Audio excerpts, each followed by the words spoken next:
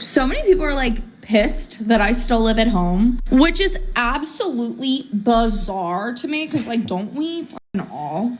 And let's be so for real, everyone's situation is so different. And if my parents are going to allow me to stay here to make the right financial decision for myself and my future, I'm going to do that. The reason why you can't afford to buy a home in 2025 and you're still living at your parents' house is because you drink Starbucks, you have a cell phone, you have a Netflix subscription, and you buy clothes. Apparently, this is the reason why. And it has nothing to do with the fact that home prices have gone up 60% in the last 5 years. And let's not forget that the average rent in the United States is at least $2,000. Gen Z has rebranded this early adulthood trauma. Apparently, it's not only cool to shack up with mom and dad, it's become so common there's no longer a stigma. Like, how did they accomplish this? Millennials, you remember the utter shit we got? We were shamed.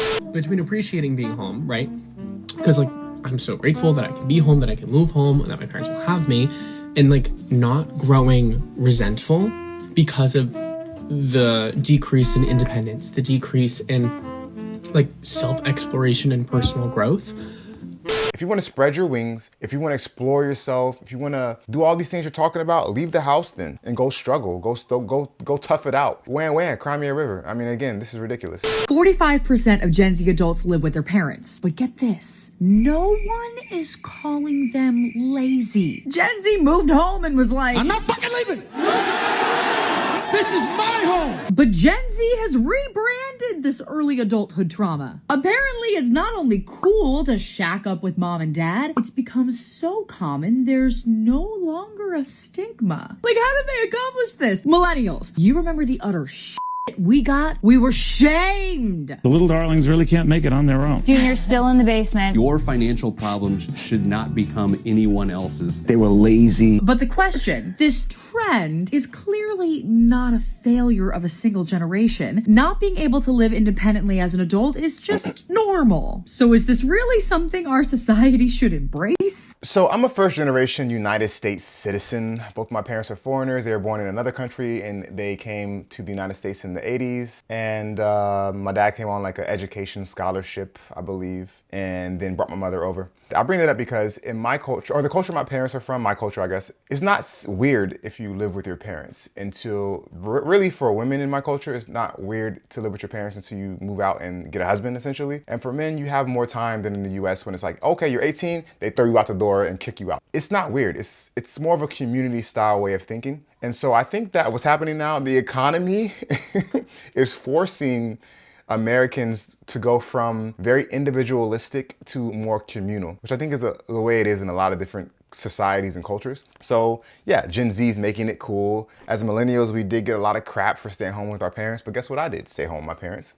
Right, so many of us are living with our parents in our 20s. We moved back home because the economy's garbage, the job market's even worse, and it's not really getting better. There's just more and more layoffs every day. And I think one of the biggest things that at least I'm struggling with right now is this like dissonance, right?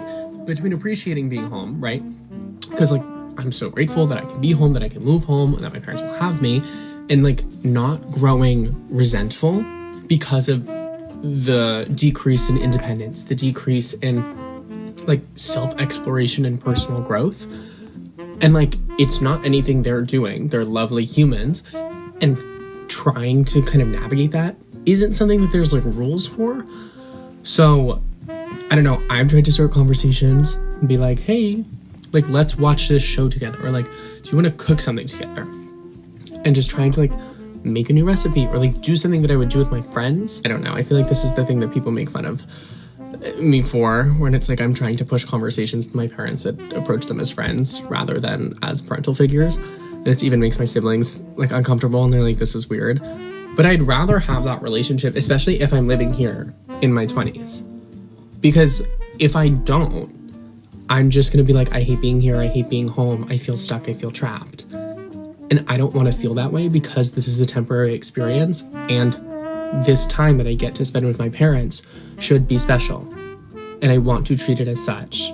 Beggars can't be choosers. Listen, and no shade to him. I mean, everyone's different, and you know, he wants to be closer with his parents and develop more of a friendship than a parental-child relationship. And I get it. He's 20. He wants to spread his wings. Listen, if you want to spread your wings, if you want to explore yourself, if you want to do all these things you're talking about, leave the house then and go struggle. Go tough it out, and maybe that'll give you the experience that you're looking for. If your parents are still treating you a certain way because you're home, I get it. It's annoying to be in your 20s or even 30s at home and your parents are still trying to treat you as if you're a child, or if you're, you know, give you a curfew like you're 15 or something. I mean, that's a bit extreme, I get it. But their house, their rules, that's how I see it. Obviously, there should be balance. You can have certain conversations with them, but you gotta respect their home because it is their home. They're allowing you to stay there. And wham, cry me a river. I mean, again, this is ridiculous. This is, and his siblings are right to be looking at him like, dude, what are you doing?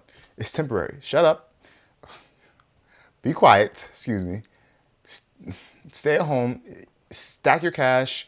He's right, the economy's tough, layoffs are happening, all that stuff. You know, he's not the first generation to go through this. I'm a millennial, I'm more of a zennial. So I graduated a bit after the '08 crash, so I didn't get the full brunt of those, like the people that were graduating during the crash, or, you know, a little bit older millennials. So, but nonetheless, we had it tough. This whole thing about living at home in your 20s as a Gen Z person, I think it's overblown. I think it's okay to be home in your 20s as long as you're not draining your parents, as long as you're not wasting time and just traveling and having fun and not focusing ways to better yourself to move out of your parents' house. If that's the case, then you should get out. You shouldn't be there just eating Cheetos, playing video games, going on vacations and not bettering yourself and just living off your parents. That's a no-no.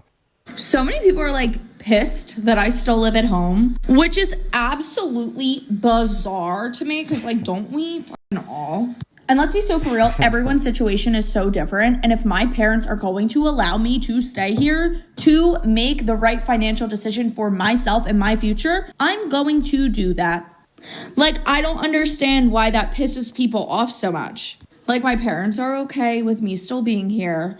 I'm in a real estate class. I'm learning about the housing market properly before I commit to something that is the wrong thing. Sue me for wanting to be educated before making a huge financial decision. Oh my God, I must be the worst. All right, so this just lifted my spirits from the last video because I love it.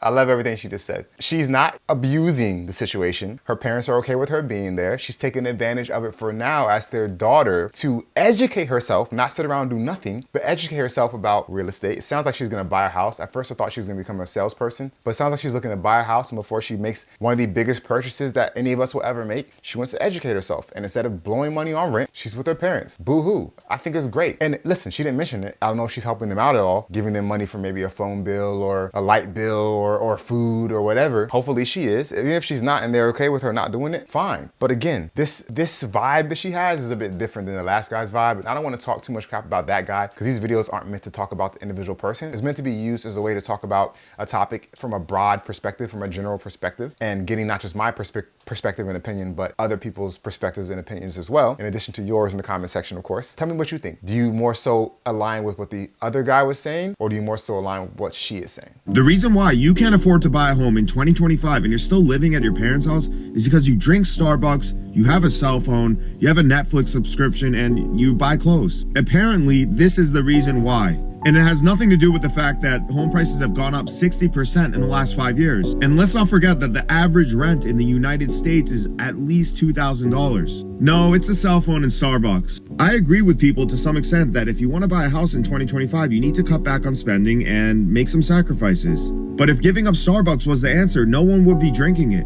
And it's not like people in the 1930s didn't have things to waste their money on. But the big difference is back then, essentials weren't eating up 60% of their gross income. Today, if you add up your shelter costs, your food, your gas, you're gonna be 60% into your paycheck. There's not much left to play with, let alone save. And I know comparing with the Great Depression is oversimplistic, but reading some of your responses is just shocking. Do you people not realize the housing crisis we're currently going through right now? There are literally engineers in the comments section that can't afford to buy a house, and that's not right. So I've covered this video before, and this is on topic, but a bit different because he's talking about why millennials can't afford to buy a house and Gen Z can't afford to buy a house, hence why they're living at home with their parents. Every generation has had it hard. Every generation has their struggles. You ever heard of the Great Depression before? And I know he said it's not, the Great Depression, we don't really want to compare it to that, but there's been times in history where there's been struggles for every single generation. That being said, there is a confluence of different things happening that's making it a bit more difficult, it seems, for Generation Z and Millennials. A combination of multiple crises,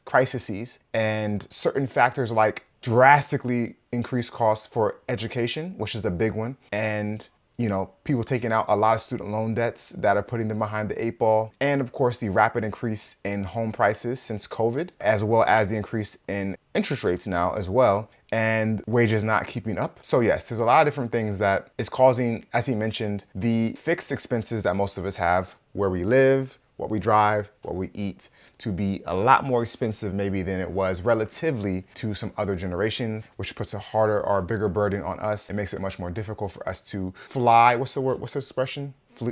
Something to coop.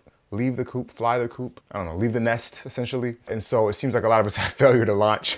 And maybe some of us do have failure to launch, but it's not all of us that have failure to launch. It's tough. It just is what it is. That being said, let me know what you think in the comment section. Do you think that Millennials and Generation Z are lazy? Do you think that we're staying home because we just don't want to get out there and face the world ourselves?